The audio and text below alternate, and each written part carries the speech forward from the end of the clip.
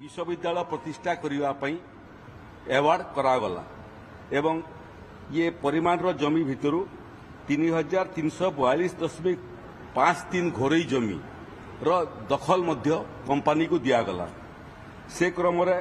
सरकारी जमी 692.02 एकर जमी लीज एप्लाय करागला लीज सैंक्शन है सरकार द्वारा तत्कालीन सरकार द्वारा 509.27 एकर पोजिशन दिगला 494.98 एकर एवं जो लिस्ट डीड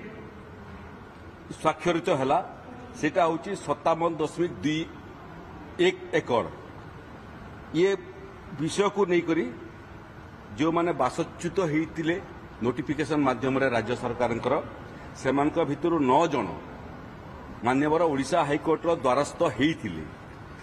एवं मान्यवर हाइकोर्ट ये नाम परिवर्तन बारंबार नाम परिवर्तन को लेकर एवं ये कंपानी विश्वस्तरीय विश्वविद्यालय प्रतिष्ठा करिवार अनुभव को लेकर प्रश्नवाची हाइकोर्ट रे उठीला एवं सामग्रिक भाव में जो जमी अधिग्रहण प्रक्रिया से प्रक्रिया को आवेदनकारी माने हाइकोर्ट रे चैलेंज करथिले एवं हाइकोर्ट ये अधिग्रहण प्रक्रिया रे नापसंद करथिले एवं शेष ओडिशा हाइकोर्ट भिन्न भिन्न जो रिट पिटिशन दाखल होता ताकू शुणाणी कला परे 2009 मसीह प्रथम आदेश देते जो आदेश रे ये भलिया जमी अधिग्रहण रे अव्यवस्था को लेकर मान्यवर हाइकोर्ट नापसंद करिवार सांगरे सांगरे परवर्ती अवस्था रे ये समग्र प्रकरण को जमी अधिग्रहण प्रकरण को खारज करथिले एटा उल्लेखयोग्य जे सरकार करो ये जो प्रक्रिया थिला त्रुटिपूर्ण प्रक्रिया थिला अपरिपक्वता थिला एवं कौनसी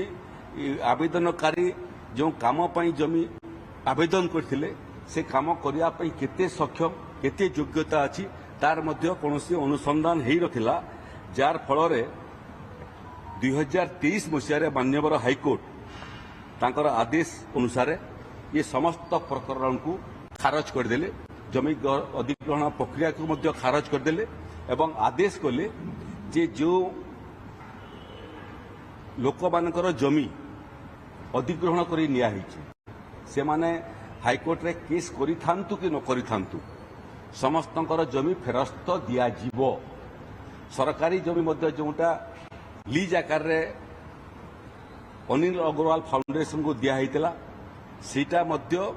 सरकार फेरस्त नेबे जो लोक माने क्षतिपूर्ण ग्रहण करिसंती से माने क्षतिपूरणटा वापस करिवे एवं सेमान को तांकर जमीर पट्टार सत्व जो परिवर्तित होता पुणी जो माने हिताधिकारी जो माने जमी अधिग्रहण शिकार होते से जमी तांको फेरस्त दियाजिवो जमी दखल दियाजिवो एवं तांकर रेकर्ड मध्य राजस्व विभाग संशोधन करिवो एवं सेमाने जो पैसा क्षतिपूर्ण आकार पाइथिले सेटा राज्य सरकार को फेरेबे राज्य सरकार जो जमी लीज सूत्र रे अनिल अग्रवाल फाउंडेशन को दिया हितला सेटा मध्य राज्य सरकार फेरस्त करी नेबे यार विरुद्ध रे अनिल अग्रवाल सुप्रीम कोर्ट रे द्वारस्थ मान्यवर सुप्रीम कोर्ट रो द्वारस्थ होते एवं मान्यवर सुप्रीम कोर्ट मध्य ये हाइकोर्ट रो आदेश को कायम रखिले एवं अनिल अग्रवाल फाउंडेशन रो जो आवेदन को खारज कले तेणु राज्य सरकार ये प्रक्रिया आरंभ कले जो माने इथिरे क्षतिग्रस्त होते जो मानकर जमी सरकार एक्वायर करथिले एवं पोजेशन को नहीं से जमी सब फेरस्त हेब जमी जमार राजस्व विपर्य परिचालन मंत्री सुरेश पुजारी को शुणुले वेदांत मामलें ये प्रेसमिट थिला तेबे जमी अधिग्रहण प्रक्रिया को चैलेंज करी हाईकोर्ट जाइथिले जो माने से रिव्यू पिटिशन रो सुनानी करी हाईकोर्ट मध्य